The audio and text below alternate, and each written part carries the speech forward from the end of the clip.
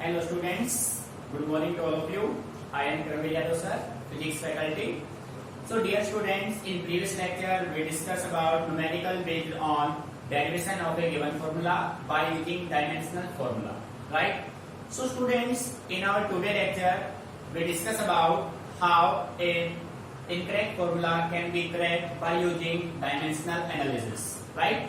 एक बच्चे का अपने पास डाउट भी आया हुआ है जो आपको हमने जो सेकंड असाइनमेंट दिया है और फर्स्ट असाइनमेंट के बेस पे एक बच्चे का एक डाउट है कि सर आपके पास एक क्वेश्चन हमने आपको दिया है और उस क्वेश्चन में प्यारे बच्चों फॉर्मूला जो है वो इनकरेक्ट है और इनकरेक्ट फॉर्मूले से हमें उसको क्या करना है, करेक्ट करना है। ठीक है, सो प्यारे बच्चों किसी भी फॉर्मूले को इनकरेक्ट कैसे प्रूव करोगे?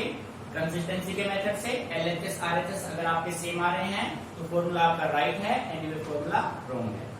अब हम बात ये करते हैं कि प्यारे बच्चों अगर गिवन फॉर्मूला आपका रॉन्ग है तो आप डायमेंशनल एनालिसिस के हेल्प से उसको कैसे राइट करेंगे, उसी के बारे में हम बात करते हैं। सो प्यारे बच्चे, असाइनमेंट फर्स्ट में क्वेश्चन नंबर 7 एक बच्चे का डाउट था, उसको हमने बोर्ड पे डिस्प्ले किया हुआ है और अब हम इसको derivation bye given formula dimensional analysis के हेल्प से रॉन्ग फॉर्मूले को क्या करेंगे, राइट।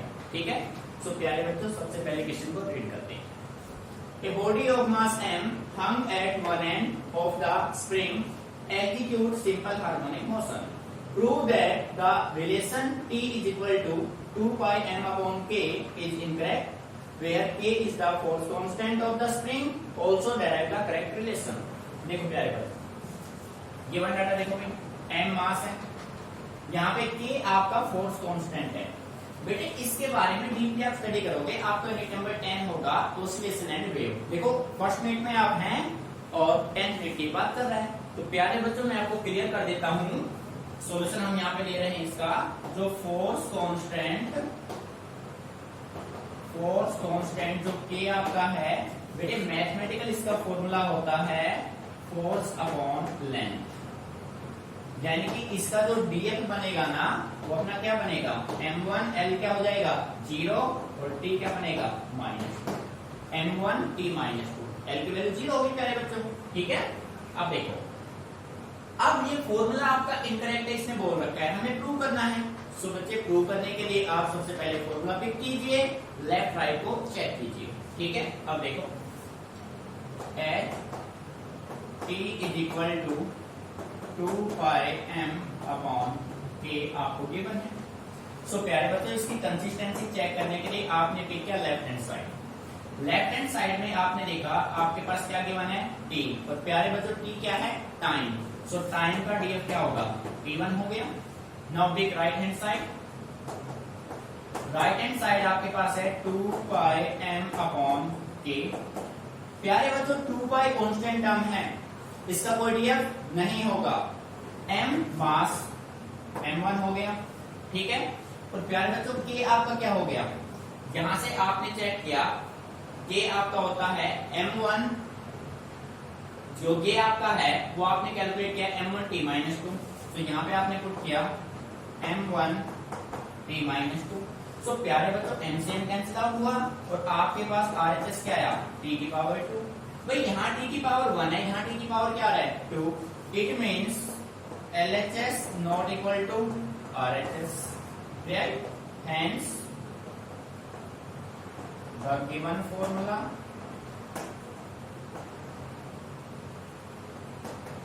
is incorrect। प्यारे बच्चों ये जो फॉर्मूला है इनकरेक्ट, इसने बोल रखा है, बिल्कुल सही बोल रखा है। ठीक है, अब हमें करना क्या है, हमें इस इनकरेक्ट फॉर्मूला को करेक्ट करना है with the help of dimensional analysis. ठीक है, सो प्यारे बच्चों अब अपने क्वेश्चन को स्टार्ट करते हैं। देखो भाई यहाँ पे तो बात हो चुकी, लास्ट में इसने बोला है also derive the correct relation, कि राइट रिलेशन इसका क्या होगा। ठीक है, सो देखो, तो प्यारे बच्चों डिपेंड कौन कर रहा है, कि body of mass m hung at one end of the spring execute simple harmonic motion, आपको प्रूव, यानी फॉर्मूला देखो आपका t किस पे डिपेंड कर रहा है, t डिपेंड कर रहा है मास पे और फोर्स कांस्टेंट k पे। ठीक है, सो आप ऐसा कर सकते हैं, let t depends on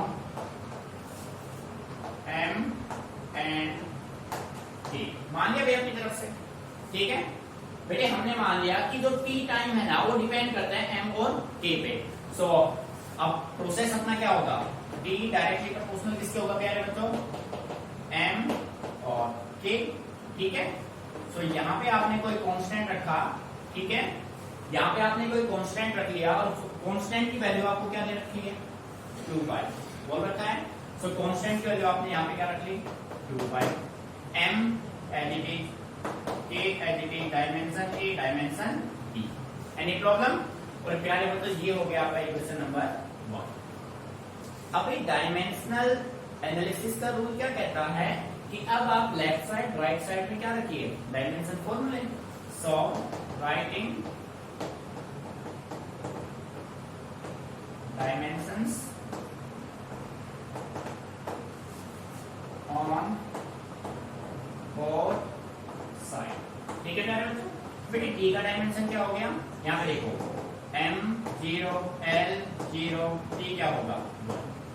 right side में 2 पाई कांस्टेंट टर्म है, ठीक है भाई। m बेटे किसको रिप्रेजेंट कर रहा है, मास को, डायमेंशन ए।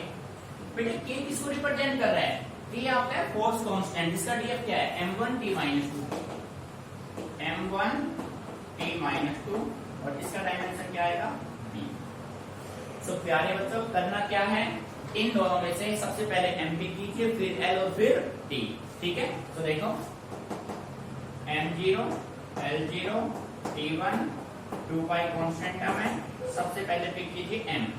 प्यारे बच्चों m यहाँ पे क्या है, a, यहाँ पे क्या है, a प्लस क्या हो गया b। अब बेटे l तो यहाँ है ही नहीं, फिर किसको पिक किया आपने, t। फर्स्ट में नहीं है, माइनस का क्या हो गया 2b। मीनिंग समझ में आ रहा है, माइनस का क्या हो गया 2b। क्लियर? अब हमें करना क्या है, हमें m को m से इक्वेट करना है, t को किससे करना है, t जो नहीं दे रखा वो 0 होगा। सो प्यारे बच्चों जब आप m और t के डायमेंशन इक्वेट करेंगे उसको नाम दिया जाएगा principle of homogeneity, right. So applying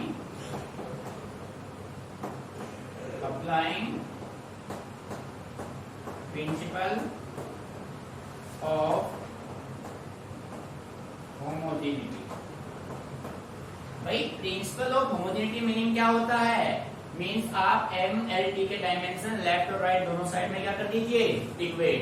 ठीक है, सो प्यारे बच्चों आपने m को m से इक्वेट किया, तो अब a प्लस b की वैल्यू आपको क्या मिली 0। आपने t को t से इक्वेट किया, माइनस 2b की वैल्यू आपको क्या मिली 1। सो प्यारे बच्चों b की वैल्यू यहाँ से क्या हो गई -1/2, b की वैल्यू यहाँ ले आओ। सो प्यारे बच्चों a - 1/2 = 0। सो a की वैल्यू क्या मिल गई आपको 1/2। Any problem? अब करना क्या है, आप a और b की वैल्यू किसमें पुट कर दो, इक्वेशन फर्स्ट में। Now put the value a and b in equation first. ठीक है भाई, फर्स्ट में ले चलो, t = 2 पाई। बेटे m की डायमेंशन क्या है a, और a की वैल्यू क्या है 1/2। k की डायमेंशन क्या है -1/2। सो आप इसको ऐसे राइट कर सकते हैं, t = 2 पाई √m/k। बेटे ये आपका होगा न्यू फॉर्मूला, मीनिंग समझ में आया। और ये आपका कैसा फॉर्मूला, बिल्कुल करेक्ट फॉर्मूला है। सो आपको इस वे में इसको लेके चलना है। देखो यहाँ पे कि डिवाइड में था, आपको डिवाइड में नहीं लेना है, यहाँ बिल्कुल आप स्ट्रेट लेके चलेंगे। ठीक है, तो ऐसे आप किसी भी रॉन्ग फॉर्मूले से क्या बना सकते हैं, राइट फॉर्मूला। बेटे इस मेथड को अच्छे से 2 टाइम प्रैक्टिस करना है। ठीक है, फिर इस टाइप का कोई भी न्यूमेरिकल होगा आप इजीली उसको टैकल कर पाएंगे। अब इसको कॉपी कीजिए, फिर भी कोई प्रॉब्लम है आप पूछिए आराम से विदाउट हेजिटेशन। ठीक है, अच्छे से अंडरस्टैंड करना है इसको।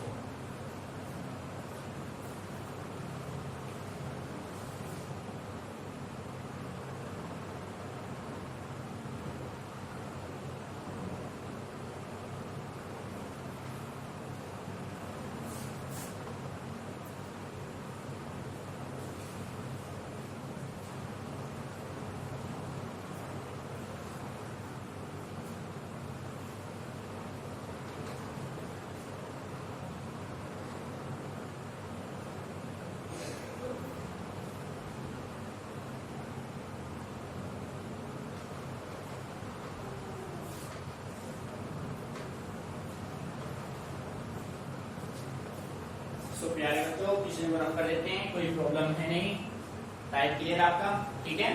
नेक्स्ट डाउट पे चलते हैं भाई।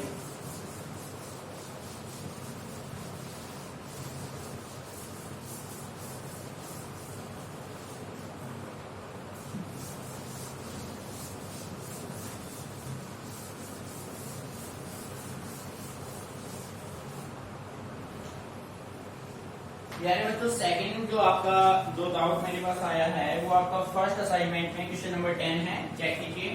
Question number 10, the depth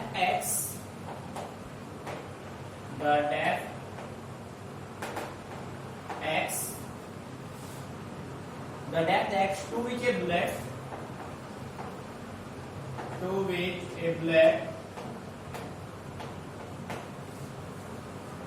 penetrates a human body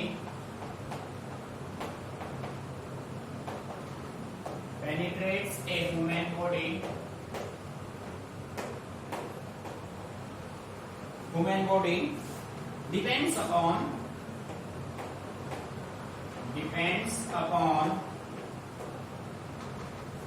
first point दे रखा है कोफिशिएंट ऑफ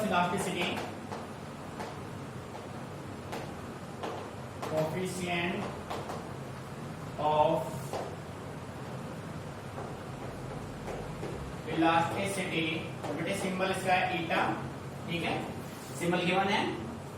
सेकंड दे रखा है काइनेटिक एनर्जी,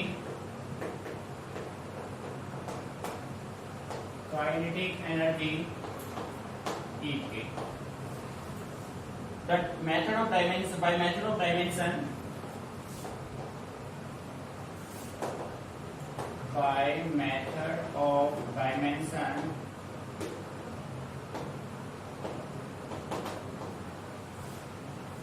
show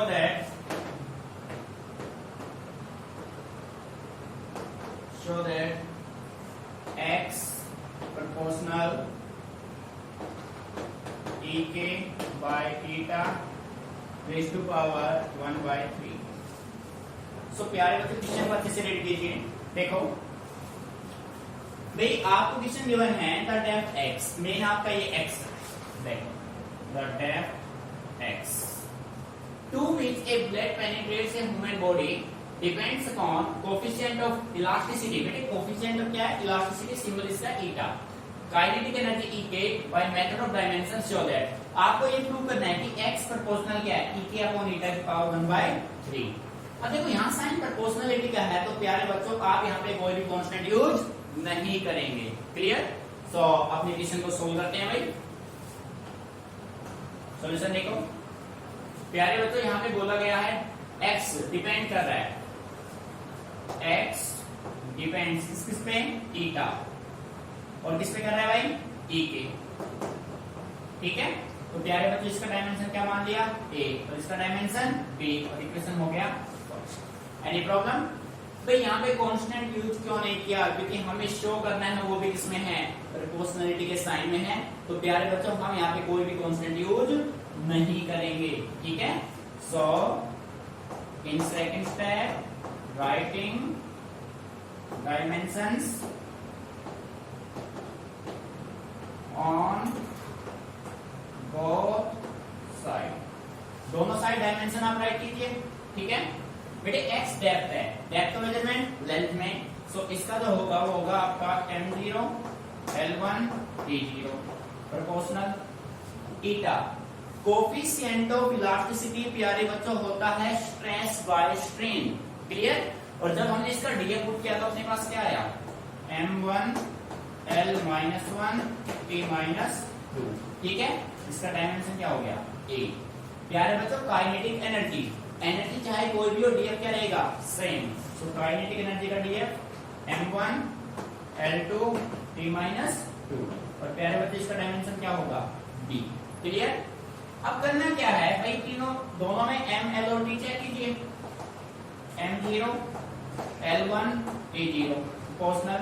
सबसे पहले आपने पिक किया m, बेटे इसमें भी m है, a इसमें भी है, सो हो गया a plus l minus a, ठीक है भाई, माइनस a और प्लस का 2b, ठीक है प्यारे बच्चों, t। -2a -2b। Clear? Any problem? अब प्यारे बच्चों MLD तीनों के डायमेंशन इक्वेट करेंगे लेफ्ट साइड से। So using applying principle of homogeneity, ठीक है। m को आपने m से इक्वेट किया तो प्यारे बच्चों a प्लस b की वैल्यू आपको क्या मिली? 0। आपने l को l से इक्वेट किया -a प्लस का 2b, प्यारे बच्चों क्या मिला? 1। -a plus 2b 1। आपने t को t से इक्वेट किया, आपको क्या मिला? 0। माइनस का 2a माइनस का 2b आपको क्या मिला? 0। सो प्यारे बच्चों आप इन दोनों को इक्वेट कीजिए। ध्यान देना इस बात पे, इन दोनों को जब आप इक्वेट करेंगे तो यहां से आप ऐसे आ जाइए, -a प्लस का 2b प्यारे बच्चों किसके बराबर है? 1 के बराबर है। आप ऐसा कीजिए, ये दोनों कैंसिल आउट, 3b अपना किसके बराबर हो गया? 1। सो प्यारे बच्चों b की वैल्यू अपने पास क्या हो गई? 1/। Any problem? और प्यारे बच्चों यहां से आप b की वैल्यू यहां ले जाओ, यहां b की वैल्यू आप रखोगे तो माइनस का a प्लस का 2 इंटू 1/3 इज इक्वल टू 1। सो प्यारे बच्चों -a इज इक्वल टू, या आप ऐसा कर लो 2/3 minus 1 is equal to a। So प्यारे बच्चों a इज इक्वल टू -1/3। अच्छे से ऑब्जर्व कीजिए भाई, मैथमेटिकली आपने इनको चेक किया, यहां से a की वैल्यू आ गई -1/3, b की वैल्यू हो गई 1/3। Now put in equation first, ठीक है। पुट द वैल्यू ऑफ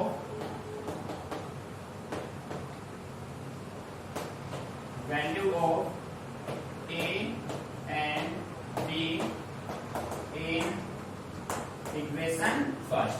बेटे ये आपका है इक्वेशन फर्स्ट, इसमें वैल्यू पुट करेंगे आप x प्रोपोर्शनल थीटा और आपके पास है e के। बेटे a की वैल्यू क्या है? -1/3 और इसकी वैल्यू 1/3, ठीक है। सो आप इसको ऐसे भी तो राइट कर सकते हैं, a के डिवाइडेड बाय थीटा और कंप्लेंट की पावर क्या है? 1/3 एंड 2। प्यारे बच्चों कोई प्रॉब्लम? अच्छे से क्लियर है एवरीवन? ठीक है। देखो तो ये करना क्या था, सेम स्टेप उसी में लेके चलना है आपको, बस थोड़ा यहाँ पे ध्यान रखना है। आपस में इनको इक्वेट कीजिए, वहां से a और b के वैल्यू कैलकुलेट हो जाएंगे और a और b के वैल्यू की इक्वेशन फर्स्ट में पुट कर दो, आपका रिजल्ट एज इट इज आ जाएगा। ठीक है, अच्छे से इसको कॉपी कर लीजिए।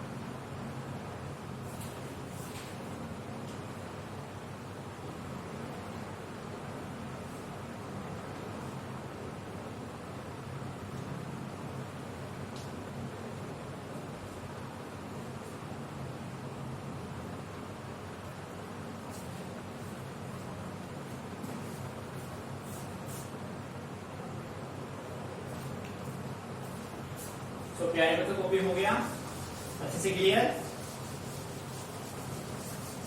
अब अपने नेक्स्ट डाउट पे चलते हैं। अच्छा क्वेश्चन है नेक्स्ट आपका, वैसे क्वेश्चन तो बेटे सारे अच्छे होते हैं, ठीक है। देखो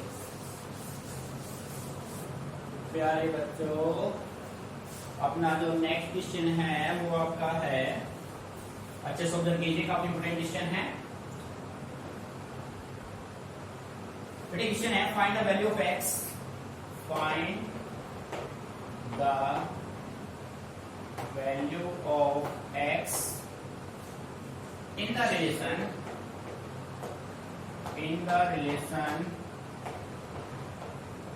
और रिलेशन आपको गिवन है y is equal to t raise to power x cos theta into tau divided by L3 where y young modulus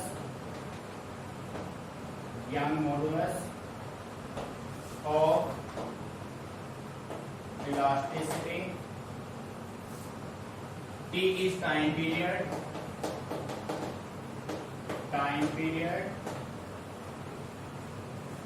tau is torque,